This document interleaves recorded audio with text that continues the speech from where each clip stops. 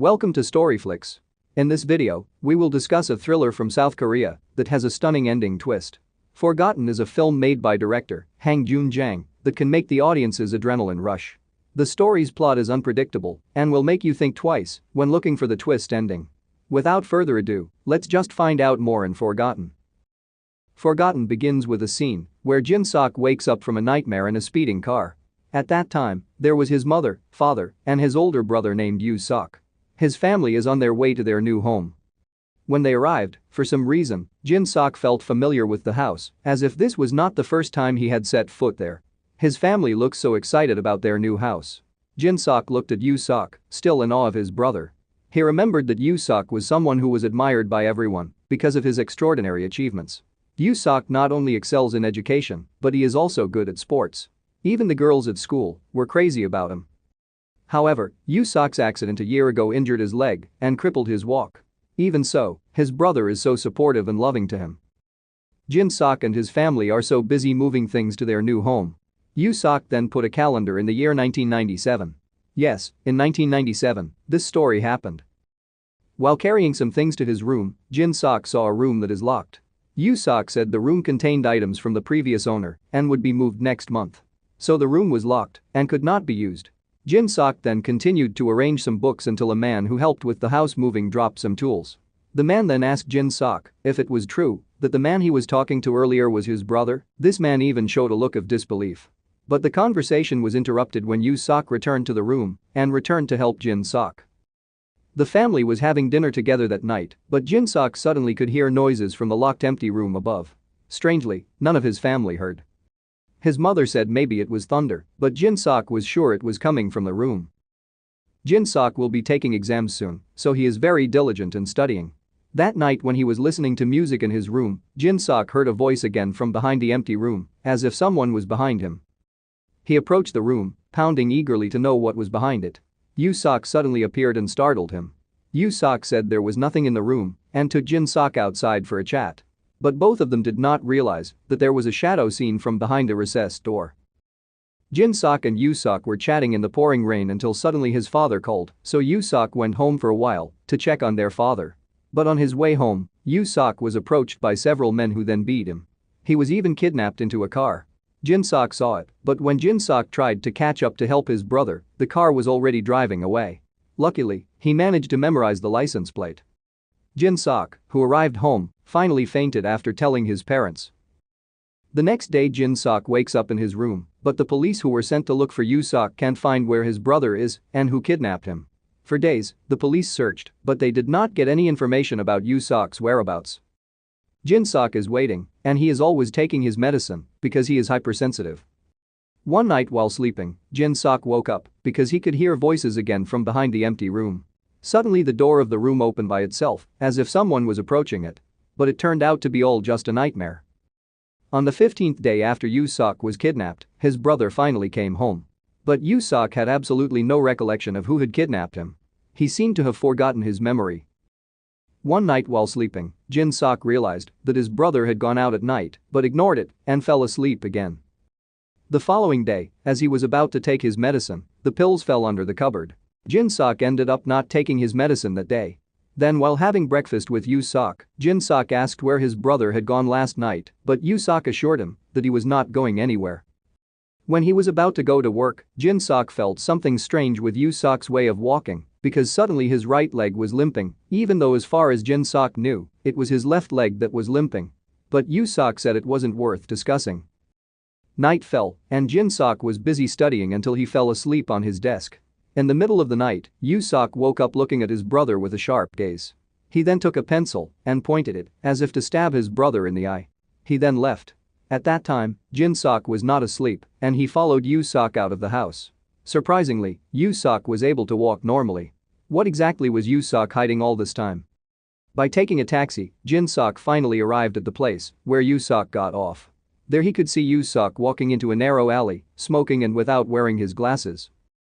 After passing through the hall, Jin-seok finally arrived and spoke with two men who turned out to be police officers who had been tasked with finding his missing brother. How could the two cops now be Jin-seok's men? Who are these people, actually? While following Jin-seok is caught red-handed and begins to be chased. He tried to escape through various narrow alleys until he outwitted the two men and disappeared into the darkness. Without knowing it, Jin-seok was behind him. With one gulp, he was knocked unconscious by his own brother. Jin-seok then wakes up on his desk, as if everything that happened to him was just a dream. He immediately locked himself in the bathroom, and he was pretty sure it wasn't all a dream. Jin-seok tried hard to convince him that it was all a bad dream. But Jin-seok is confident that the man out there is not his brother. But who is that man really? Jin-seok, who sneaks out of the bathroom, is finally ambushed by Jin-seok. The two duels until Jin-seok convinces Jin-seok that it was all just his imagination. It was because Jin-seok forgot to take his medicine yesterday. Jin-seok felt very ashamed because he had accused his brother of such stupidity. He then returned to his study desk. That's when he realized one thing: the pencil Jin-seok used when trying to stab his eye was there. That is, the man just now is not his brother. Jin-seok told his mother about it. His mother was so shocked to hear it, did not understand what really happened to Jin-seok. That night Jin-seok woke up from his sleep and went down to the kitchen for a drink. Without realizing it, he listened to his mother's conversation on the phone, who said that Jin-seok was aware of all their plans. Turns out his mother was also a part of all this. The information Jin-seok heard so shocked him that he finally ran out of the house to hide. Then when he heard that his mother was going to his room to check, Jin-seok quickly climbed the wall in the pouring rain to return to his room. Luckily he was already in bed when his mother came into the room. Though his whole body was wet from the rain. His mother walked over to Jin-seok, who was pretending to be asleep. When she made sure Jin-seok was still sleeping, his mother then came out of his room. Hearing the door closing sound, Jin-seok immediately got up, but his mother was still there. Smiled at him. Jin-seok had absolutely no idea what had happened, and he knew he had to leave the house immediately. So climbing the same window, he jumped out and fled. While in front of the gate of his house, he passed his father. But his father looks different. His mother appeared behind him and looked at him differently. His father and mother looked like other people back then. Jin-seok knew he was in danger, so he immediately decided to run away. A man sent by his parent immediately chased after him. Jin-seok finally managed to escape and arrived at the police station. At the police station, Jin-seok tried to explain if there were people who pretended to be his family. When checking his data, the police said that Jin-seok was born in 1977, which means he is currently 41 years old. Hearing that, Jin-seok was so confused because he was 21 years old. It all sounds so crazy. The police then said that they were in 2017. Jin-seok was stunned. He couldn't believe what he was hearing. How could he possibly advance to 20 years into the future? He looked into a mirror, and that's when he was stunned to see his face. He looks old, like a 41-year-old man. Did he just time travel? The confused Jin-seok finally decided to go home. He then heard the sound of music from behind the empty room. When he entered the room, he was so surprised to find two mannequins covered in blood. That's when Jin-seok, his father, and his mother appeared. It was clear they weren't his family. Jin-seok finally begins to explain that 20 years ago, there was a brutal murder in that room. Two people were found dead, and the killer was nowhere to be found. The story is lost and forgotten. Until the victims' families began to hire a professional team to find out who killed the two people. After months of monitoring, Jin-seok finally found the culprit, who was none other than Jin-seok. Jin-seok is eventually captured and tortured by Jin-seok. He was forced to confess to the murder, but Jin-seok had no recollection of the incident. He was so sure he didn't commit the murder. Jin-seok finally hires a famous hypnotist, Park Song-tae, disguised as his father all along. Park Song-tae believes that Jin-seok is going through a difficult time that makes him forget his memories. So to make him remember, he will be hypnotized and take him back to 20 years ago to find the missing pieces of his memory. With his hypnotic abilities, Jin-seok is transported back in time before May 1997, and he must also be given a drug that will induce his hypnosis. Then after being hypnotized, Jin-seok finally returned to the age of 21 years in a car with his father, mother, and brother. That's the moment when this movie starts. That's also the reason why Jin-seok felt he had seen their new home the first time they moved in. And of course, the house mover who had asked if Jin-seok was really his brother was not without reason, because how could he look so much older than his brother? In addition, the thumping sound that Jin-seok heard from the empty room was the moment when Jin-seok's men began to move various mannequins to create the previous murder scene. Their goal is to bring Jin-seok back to the time of the murder so that he can remember all his actions. That's also why Jin-seok took Jin-seok out that night so his team could prepare for the murder scene. However, the plan did not go as expected.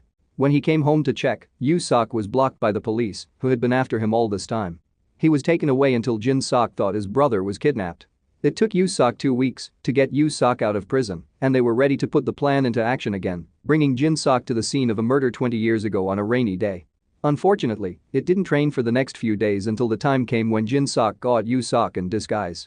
But Jin-seok was still convinced that it wasn't him who killed the two people in the room, making Jin-seok angry. That's when Jin-seok managed to escape from the car. He then ran and was chased by Jin-seok from the car. Through a narrow alley, Jin-seok drove his car quickly until it hit a tree and got into an accident.